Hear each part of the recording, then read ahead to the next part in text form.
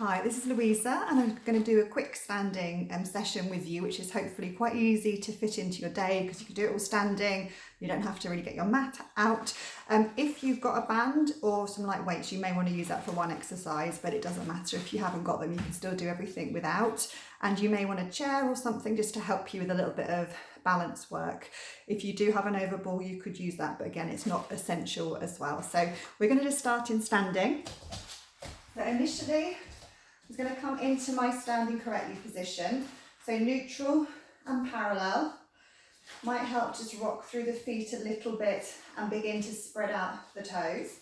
And then once you've settled the feet, just scan that you've got that alignment, feet, knees, hips.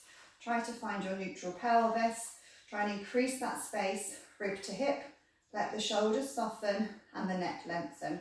And if you do have your band, you're going to just wrap that round the base of your rib cage. If you don't, you could just have hands on your rib cage for now. So I'm going to come into just your lateral breathing position. So if you can unfurl your band, mine's misbehaving, but it might just give you a bit more feedback. So just on the back and side of your rib, just beneath your shoulder blades or around that area. I'm going to set the arms up in that dumb waiter position just for our breath. So I've got the elbows tucked into my waist and the forearms are facing up. So just here we're going to start to think about your Pilates breathing. You can take a breath in through the nose and that long breath out through the mouth. So taking that wide breath in, hopefully feeling some movement of your ribs against the band or your hands, and that long breath out. So starting to really feel the lungs moving like bellows, the rib cage expanding and softening. And then once you've got back into your Pilates breathing pattern, the next few breaths as you exhale, just begin to connect to your center. So you can still take your wide breath in, long breath out, and as you get towards the end of that exhale, add that scooping in, drawing in, cinching in just a little bit. Okay, one or two more. So that wide breath in, long breath out, and that's starting to scoop and engage your center. Let's just do one more. So that wide breath in, and that long breath out, and that little connection to your center. Okay, then from here we're going to go into our dumb waiter. So you could use your band, just have your arms in this position, or if you haven't got a band, light weights might be helpful here. So we're just going to inhale and begin to open up the front of the chest and the collarbones, and exhale to return. So I'm trying just to move from this area, and I'm keeping the angle of the arm the same as I do so. So we've also got a little bit of connection to the centre, so I don't want you to kind of be leaning back or overly extending the spine. So we've got that connection to keep everything stable as we just begin to move the arms and open out the chest and the shoulders. Okay, so check in with the neck, keep that lengthened, we'll be poking that chin forward. If you want to add on a little bit, you could go into the Cleopatra, and if you've got the band, it's worth slackening that off a little bit, so it's a little bit baggier to start with. And then you inhale, open, exhale, extend, so out to the side, but palms up if possible, and then drawing back into where we left off, and then return. So you could inhale, open, exhale, extend, inhale, draw back, imagine you've got that some maybe resistance under your armpit, and then return. Just do 2 or 3 more. So just feeling width, so the arms aren't directly in line with your body, they are slightly in front. Okay, inhale, open, and then when exhale, return, gliding back and coming back again from there. Let's make this the last one. And then you can remove your band or your weights and pop them to the side. So next we're going to do a little bit of walking on the spot. So you may want to have hands on your hips, or you may want to use your chair for this. I'm going to stay facing you. So just check we're still parallel.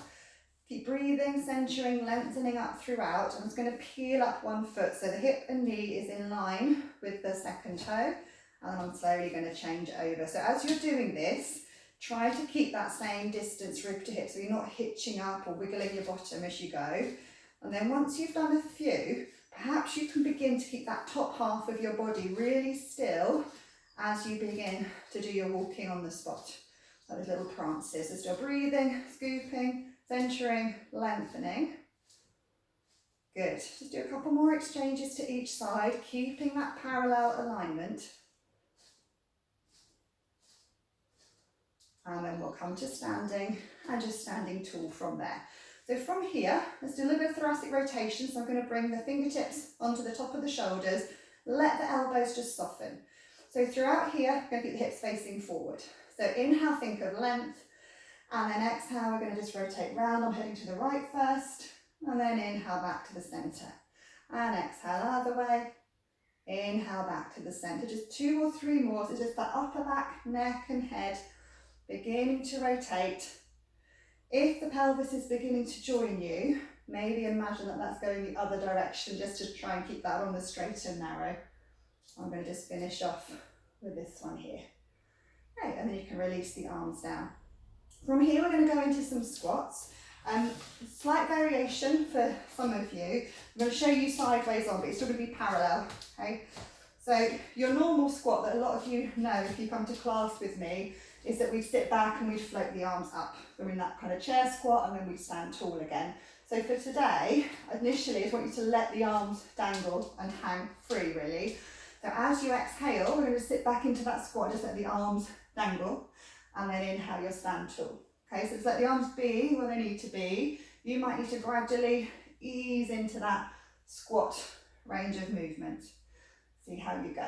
Okay, so we want to keep the spine neutral, everything lengthened, tummy engaged, hips, knees and feet aligned.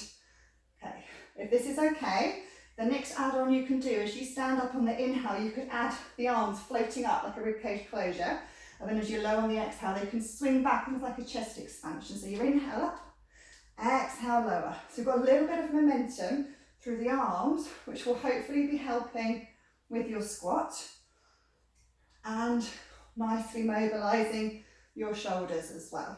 Okay.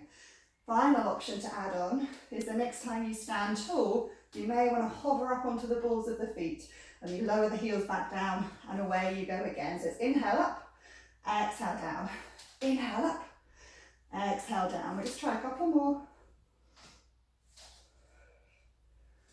Great. And then we'll come just to standing tall, and if you need to shake out the legs at all, please do. The next bit, we're going to work on our balance, so you may want your chair for this. So we're going to be standing on one leg. If you have an overball, it's an option to pop it behind your knee if you want to. It's quite a hamstring curl, so you may prefer not to, but if you've got it, maybe have a little play. So we're going to come to standing correctly, from neutral, parallel, and then I'm going to bring the legs into just slightly closer together, so a slightly narrower stance. I'm going to transfer the weight to one leg and popping the ball maybe behind your knee as well. So I want to stand tall, not sink into that supporting leg.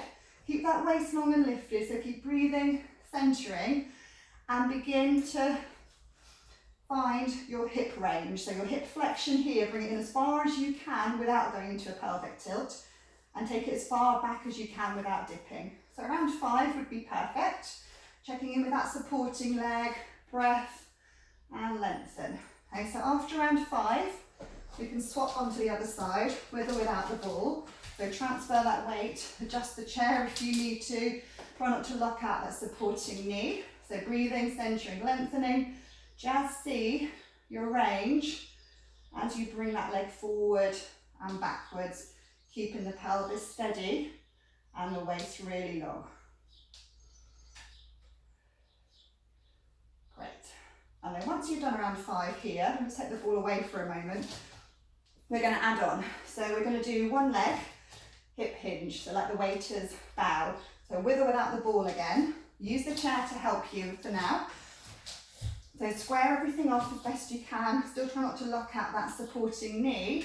I'm going to stay as neutral as I can. So starting breath and centre, I'm going to hinge forward. Still not I'm not dipping, and then I'm going to stand tall and then find my hip flexion.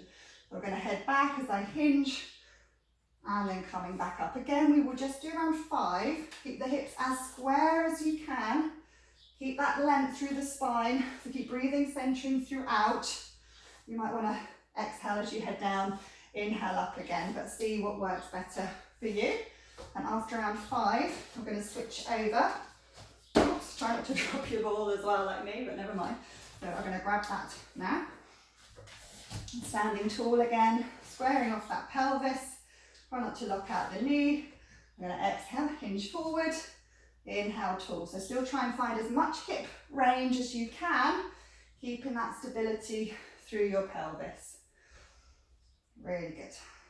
Couple more, I think.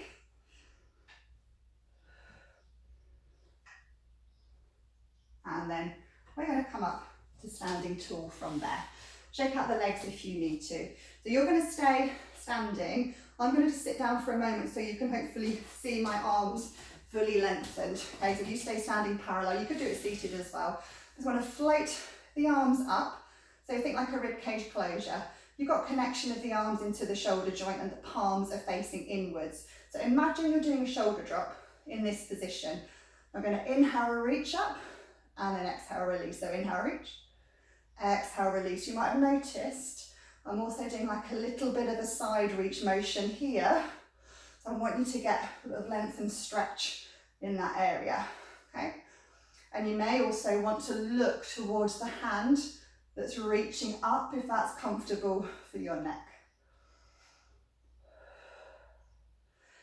Inhale up and exhale, reach. So that you're standing, this lower half is steady. We're just trying to really lengthen out that top half.